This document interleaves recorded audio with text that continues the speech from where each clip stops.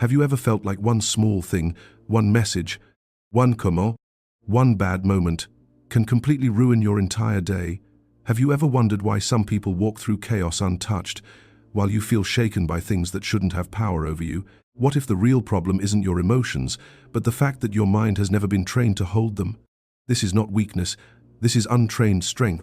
This is not failure. This is unused power. Most people think mental strength means avoiding pain, avoiding stress, avoiding pressure. But you are starting to see the truth. Mental strength is not about avoiding life. It's about becoming unshakable inside it. As Epictetus taught, it is not what happens to you, but how you react to it. And yet, most people never even notice the moment where that reaction is chosen. Today, you will discover the hidden discipline behind people who cannot be easily disturbed, manipulated, or broken. Stay until the end, because the final shift will completely change how you see your thoughts, your emotions, and yourself. If this resonates, comment 1. Imagine someone disrespects you. The words hit you instantly. Most people react without thinking. They respond fast, emotionally, defensively. And in that moment, they lose control. But you don't, because you begin to see something most people never notice: the space, that small, invisible gap between what happens and how you respond. Most people skip it, but you step into it. This is not hesitation. This is power. As Epictetus reminded us, your freedom exists in that pause. Most people are like leaves, blown by every emotional wind. But you are becoming something else. You are becoming the mountain. You feel anger, but you don't become it. You feel pressure, but you don't break. You feel emotion, but you choose your response. This is not suppression. This is mastery. Now think about the last time something hurt you. Someone ignored you. Someone judged you. Something didn't go your way. Most people believe the pain comes from the event, but you see deeper. The pain comes from the meaning you attach to it. As Epictetus said, people are disturbed not by things, but by the views they take of them. Most people let their ego attach to everything. They disrespected me. I'm not good enough. This always happens to me. But you begin to separate reality from story. What happened is one thing.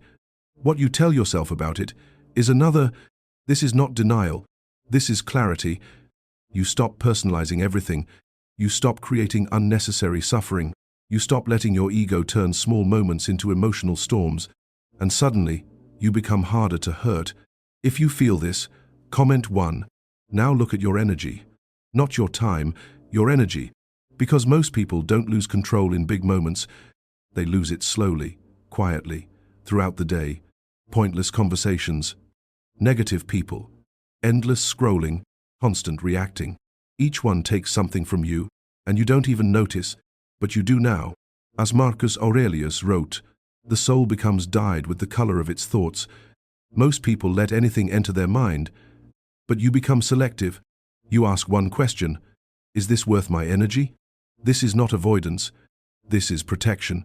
You begin to guard your attention like it's your life, because it is. You reduce noise. You step away from negativity. You stop reacting to everything.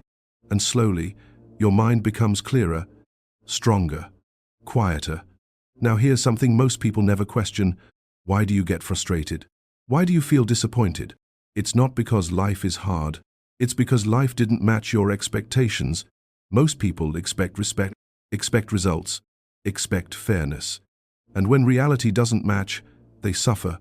But you start to understand something deeper. Expectation is a contract that reality never signed.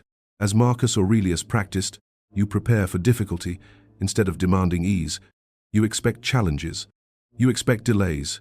You expect imperfection, not because you're negative, but because you are ready.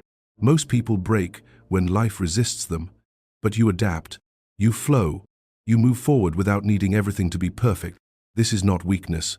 This is flexibility, and flexibility is strength. Now let's talk about something most people run from: pain. You feel anger, and you want to escape it.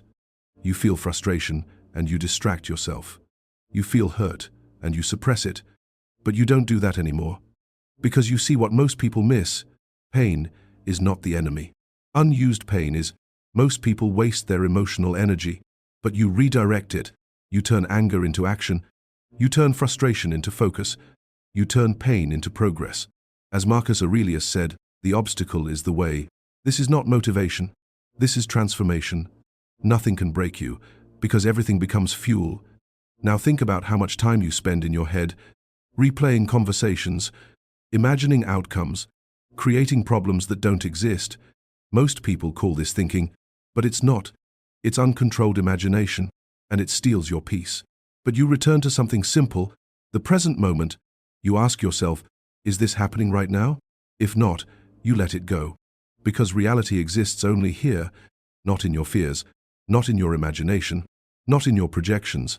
As Marcus Aurelius taught, confine yourself to the present. This is not small, this is power. Because when you return to now, anxiety has nowhere to live. Now here's something deeper, approval. How much of your life is shaped by what others think? Most people don't realize it, but they are constantly performing.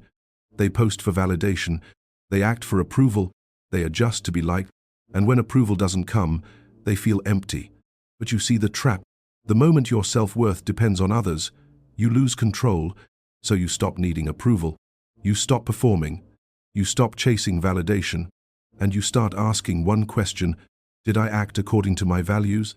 If the answer is yes, that's enough. This is not arrogance, this is freedom. If this resonates, comment 1. Now something even more uncomfortable: silence. Most people cannot sit alone with their thoughts. They need noise. They need distraction. They need escape.